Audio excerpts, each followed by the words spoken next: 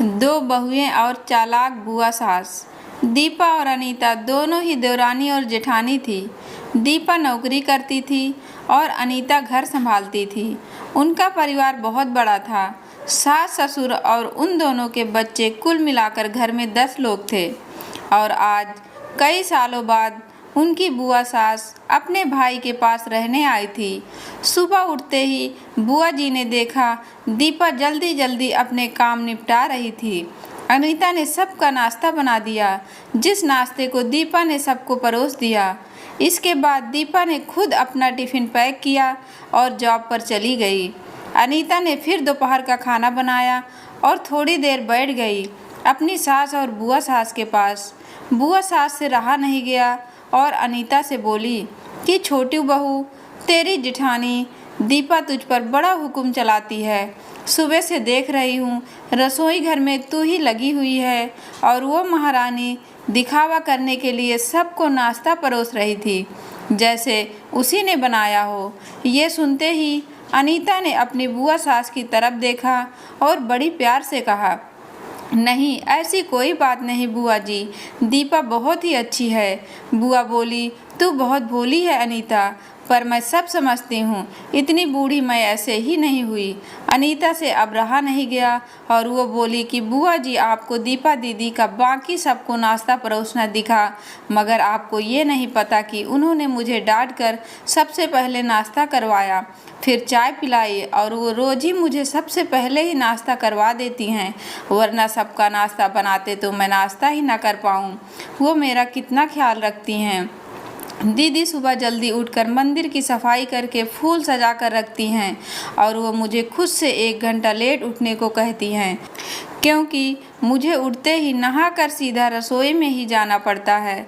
शाम को ऑफिस से आते वक्त दीदी बाज़ार से सब्जियां भी लेकर आती हैं, क्योंकि हमारे हस्बैंड रात को लेट हो जाते हैं और दीपा दीदी ने सासू माँ को बाज़ार जाने के लिए मना किया है, क्योंकि माँ जी अब 60 साल के ऊपर की हो चुकी हैं।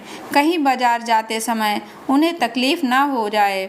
वैसे भी उन्हें घुटनों की परेशानी है और जब माँ जी को घूमने का मन होता है तो दीपा दीदी छुट्टी करके खुद उनको घुमाने ले जाती हैं। और हाँ बुआ जी, दीपा दीदी रोज़ शाम को आकर खाना बनाने में मेरी खूब मदद करती हैं, चाहे वो कितनी भी थकी हुई हों। वो मेरी जेठानी ज़रूर हैं, मगर वो मुझे अपनी छोटी बहन ही मानती हैं और मैं उन्हें बड़ी बहन मानती हूँ। ये सब सुनते ही बुआ चुप हो गई। शायद उसकी चुगली अनीता के आगे फेल हो चुकी थी। शाम को दीपा सब्जी की थैली अनीता को पकड़ाते हुए बोली कि अनीता, सब्जियों के साथ वाले थैले में तुम्हारी फेवरेट लेखक की किताब भी लाई हूँ। ये सुनकर अनीता खुश हो गई और बोली, थैंक्स दीदी। अनीता सब्जी की थैली किचन में रखी और किताब रखने अपने कमरे में चली गई। तभी बुआ जी ने दीपा को आवाज़ दी, बड़ी बहू जरा यहाँ आना। दीपा बोली, जी बुआ जी। तभी बुआ बोली कि तुम इतनी मेहनत करके कमाती हो और ऐसे ही फालतू किताबें खरीदकर पैसों की बर्बादी कर रही हो, वो भी अपनी देवरानी के लिए। वो तो वैसे भी घर में करती ही क्या है, तुम दिन भर मेहनत करती हो और वो घर पर आराम करती है। इस बात पर दीपा मुस्कुराई और बोली, क्या बुआ जी, आराम? और अनीता, उसे तो कह कह कर आराम करवाना पड़ता है। सुबह से बेचारी लगी ही रहती है। किचन में सबकी अलग अलग पसंद, मेरे और उसके मिलाकर 4 बच्चों का टिफ़िन सब वो ही करती है। फिर भी उसके चेहरे पर हमेशा एक सुंदर सी मुस्कान ही रहती है।